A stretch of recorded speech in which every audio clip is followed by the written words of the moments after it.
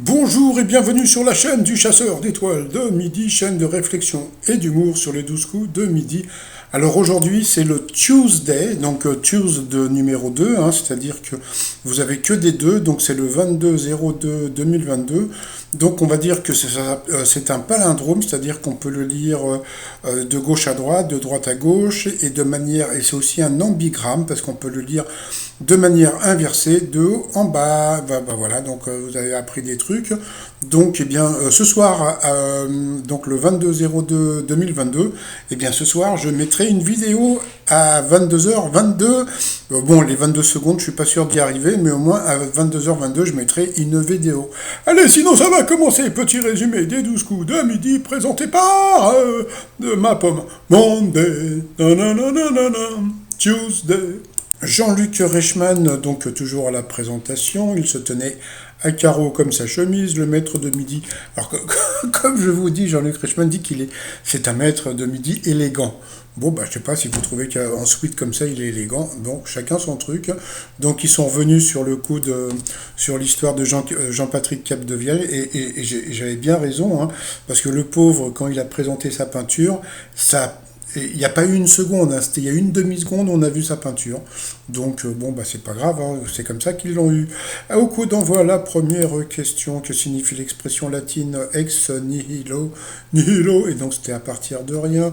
Après, qu'est-ce qu'elle était jolie, vous aviez Justine, voilà, qui était très mignonne, qui était venue avec Pascal, son papa, et puis des amis, donc bonjour à tout le monde. Alors, pour quelle raison l'épouse de Georges Clemenceau a-t-elle passé 15 jours en prison? C'est super étonnant parce qu'elle l'avait trompé, et lui il paraît qu'il a trompé pas mal aussi, mais que bon, elle a passé 15 jours en tôle. Après il a demandé le divorce, et puis comme elle était américaine, donc il l'a virée dans son pays, dans un bateau en troisième classe, donc la classe, le tigre, donc voilà. Après, donc vous aviez le sympathique Maxence qui était venu avec Pascal, son beau-père. Alors, quelle chanson de Disney est la plus écoutée aux USA? Donc c'était We Don't Talk About Bruno. Donc je pensais qu'il parlait de Bruno des 12 coups de midi. Non, non, c'est une chanson. Ils nous ont fait écouter, je n'ai pas trouvé ça super, bon passant. Après, justement, vous aviez Bruno, je trouvais qu'il lui ressemblait pas mal, mais il s'appelait Thomas, voilà, qui était venu donc avec ses amis. Et donc lui, il était marié. Alors pour quel plus grand bonheur des amateurs de belles histoires, quelle équipe jamaïcaine tente de se qualifier pour les JO d'hiver 2026? Donc il est parti sur la facilité. Ce n'était pas le bobsleigh, mais le hockey sur glace. Donc il est passé à l'orange. Ensuite, pour le maître de midi, à quel groupe des années 80 Soprano rend-il hommage avec la chanson Enki Oyo To Be? Donc c'était The New Kid on the Block. Donc voilà, Step by Step. Nanana. Bon, ensuite, donc il y a eu la question la question coquine pour la jolie fifille. Alors, selon un récent sondage, plus ou moins de la moitié des femmes préfèrent leur sextoy à leur partenaire pour atteindre le septième ciel. Donc c'était une évidence, c'était beaucoup plus. C'est normal. Donc voilà. Les enfants, envoyez vos dessins. Maman, c'est quoi un sextoy? Mange ta soupe et tais-toi.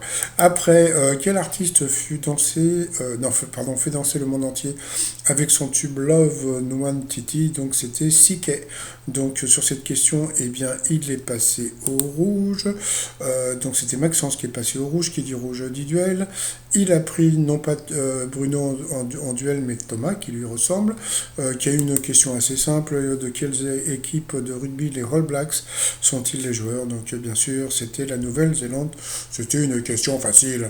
Donc ensuite, Thomas, Laurent et la jolie Justine, qu'est-ce qu'elle est jolie, sont retrouvés au coup par coup. Alors, quelle proposition désignait un cochon? Et la mauvaise réponse, c'était le briffaut. Et c'est pourtant, bon, c'est vrai que le Nourin ne pouvait pas connaître, donc c'est Justine qui est passée à l'orange. Ensuite, quelle commune organise un festival d'humour réputé? Puis d'un seul coup, il est arrivé le boubou, le dédère, le boudère. Donc voilà, c'est vrai qu'il est sympatoche.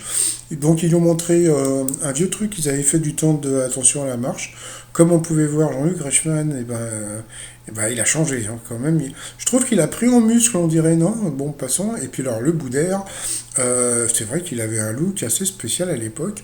Voilà, donc on a pu voir que un de ses partenaires, à Jean-Luc Reichmann, était là depuis plus de 20 ans. Donc voilà. Et puis à partir de ce moment-là, Jean-Luc Reichmann a posé la question à Boudère. Alors oui, je sais que tu t'occupes des enfants, tout ça, etc. Ouh là là, dès qu'il a commencé à parler d'enfants, qu'est-ce que j'ai fait? Toc, j'ai appuyé sur la touche mute, voilà, directement. Et puis bon, après sur Internet, hein, je vous laisse lire. Hein, gna gna gna gna gna gna, bon. Et la mauvaise réponse, eh bien, c'était Cabourg. Et là, tout le monde a trouvé la bonne réponse. Ensuite, quel dessin animé a été diffusé à la télévision dans les années 80? Eh bien, la mauvaise réponse, c'est la jolie Justine qui l'a donnée. Eh bien, c'était Salomon. Donc, sur cette question, eh bien, elle est passée au raid, donc au rouge, qui dit rouge dit duel.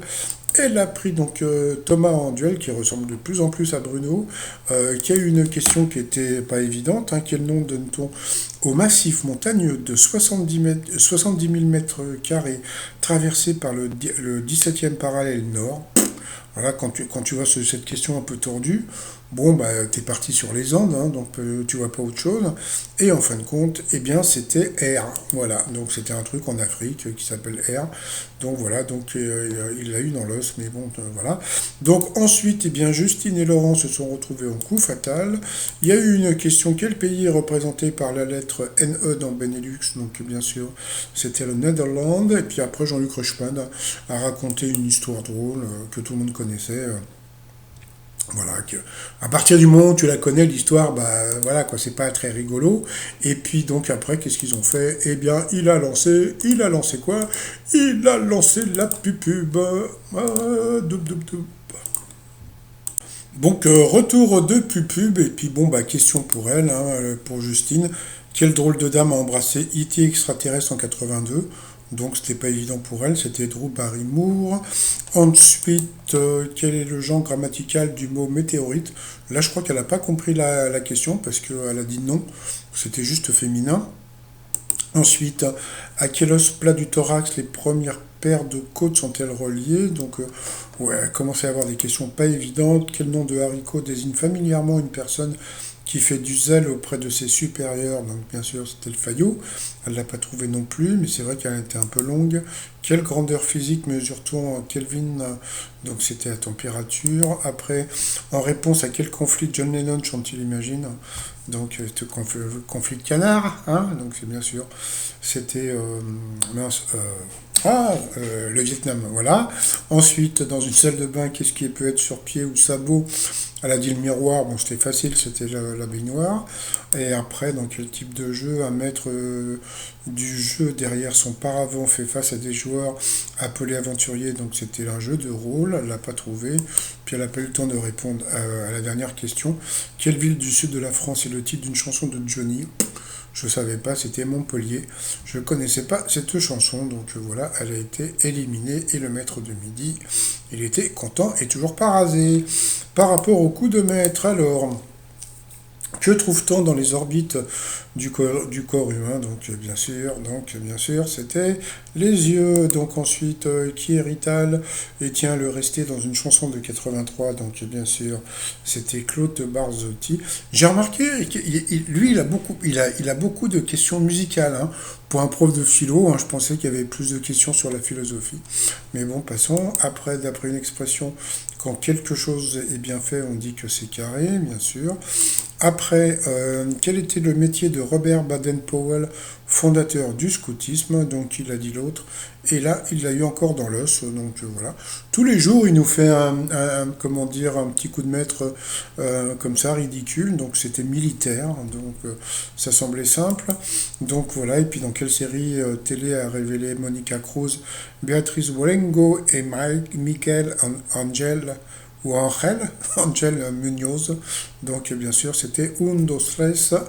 Et voilà, donc il a gagné 1000 balles, ça lui fait 500 euros dans la poche. Par rapport à l'étoile mystérieuse, bon ben voilà, on voit pardon, un ponton, on voit un truc photovolcanique, voilà, on voit, comment on appelle ça, l'Amazonie. Franchement, moi je trouve qu'elle a l'air trop simple, si vraiment c'est Greta Thunberg, là, ça me paraît trop simple, donc je sais pas, je trouve ça bizarre, hein. Donc bon, pour l'instant, j'ai pas fait de recherche, mais franchement, bon, même par rapport à l'oiseau, tout ça, etc. Donc je sais pas. Bon, bah on verra bien. Donc bon, on va rester sur Greta Thunberg, mais bon, comme je vous dis, ça me paraît très simple. Le t-shirt du jour, bah, le 22/02/2022, ça s'appelle le Tuesday. Le truc super rigolo, c'est qu'aujourd'hui, Jean-Luc Reichmann n'en a pas parlé une seconde. Donc, par contre, Léo, bon, passons. Donc, tout ça sur le site romillon.com. Et sinon, bah voilà, donc, bon, bah voilà, petit selfie avec Boudère. Bon, bah, moi, franchement, on dit souvent que je crache dans la soupe parce que je dis un peu du mal les 12 coups de midi. Non, non, moi, je dis pas de mal les 12 coups de midi. Je considère que les 12 coups de midi, c'est une émission sympathique qui peut être vraiment très bien si elle est honnête. Et c'est le côté malhonnêteté qui fait. Ou sinon, bon, moi je peux comprendre qu'ils veulent garder les maîtres de midi, sinon ça serait la valse, mais faites un peu comme les magiciens, c'est-à-dire que faites des trucs qu'on voit pas. Vous voyez, faites des trucs, on n'a pas l'impression que vous avez truandé, quoi. Vous voyez ce que je veux dire? Mais bon, passons, quoi. Bon, après, c'est à vous de voir. Allez, moi je vous souhaite une bonne journée et je vous dis, bah, tiens, ce soir, je vous ai dit, hein, je balance une vidéo, puisqu'on est le 22/02/2022, je balance une vidéo à 22h22. Allez, bye bye.